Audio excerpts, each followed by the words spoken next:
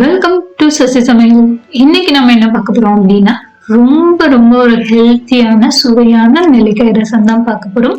So நெல்லிக்காய் ரசம்னாலே கொஞ்சம் துவர்ப்பா இருக்கும், டேஸ்டும் இருக்காதுன்னு நினைக்கிறீங்களா? கண்டிப்பா கிடையாதுங்க. இந்த மாதிரி ட்ரை பண்ணி பாருங்க, அவ்வளோ டேஸ்டா இருக்கும்.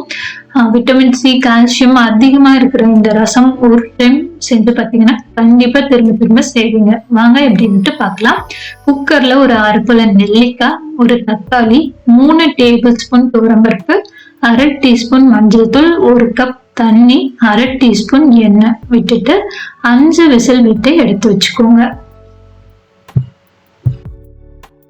நம்ம ப்ரெஷர்ல வேக வைக்கிறதுனால நெல்லிக்காயோட எசன்ஸ் ஃபுல்லாவே இந்த பருப்பு தண்ணியில வந்து இறங்கிருக்கும்.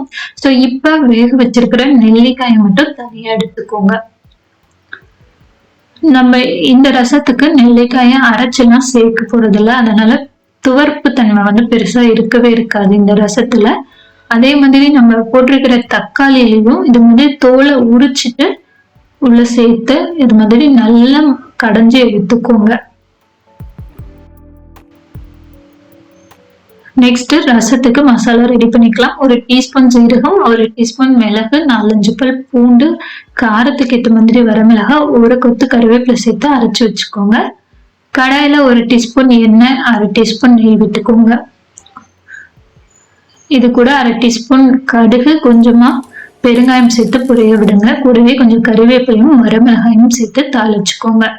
இப்ப இதுல நாம அரைச்சு வச்சிருக்கிற மிளகு சீரக பேஸ்ட் சேர்த்து ஒரு நிமிஷத்துக்கு எண்ணெயில வதக்கி விட்டுக்கலாம். இப்போ இதுல நம்ம கடைஞ்சு வச்சிருக்கிற பருப்பு தண்ணி, வேக வச்சிருக்கிற நெல்லிக்காய், தேவையான அளவு தண்ணி, அதாவது புளிப்புக்கு ஏற்ற மாதிரி தண்ணி, தேவையான அளவு உப்பு, ஃபைனலா கொஞ்சமா கொத்தமல்லி எல்லாம் போட்டுட்டு நல்லா நுரைச்சு இது மாதிரி கொதி வரும்போது ஆஃப் பண்ணிடலாம். இதுக்கு நம்ம புளியெல்லாம் எதுவுமே சேர்க்க தேவையில்லை. நெல்லிக்காயோட அந்த புளிப்பே வந்து ரசத்துக்கு போதுமானதா இருக்கும். நம்ம நெல்லிக்காயை அரைச்சு சேர்க்காதனால அதோட டேஸ்டும் பார்த்தீங்கன்னா சூப்பரா இருக்கும். ஸோ கண்டிப்பா வந்து ட்ரை பண்ணி பாருங்க. உங்க குழந்தைங்கள்ல இருந்து பெரியவங்க வரைக்கும் கண்டிப்பா இந்த டேஸ்ட் வந்து ரொம்ப பிடிக்கும். ஸோ இவ்வளோ ஹெல்த்தியான ரசத்தை நம்ம மிஸ் பண்ணாதீங்க. நெல்லிக்காயை பார்த்தா இனிமேல் ரசம் வைக்கணுங்கிற ஃபீல்லாம் உங்களுக்கு வரும். கண்டிப்பா ட்ரை பண்ணி போயிட்டு உங்க ஃபீட்பேக்கை ஷேர் பண்ணுங்க. மீண்டும் ஒரு நல்ல ரெசிபி சந்திக்கலாம். நன்றி, வணக்கம்.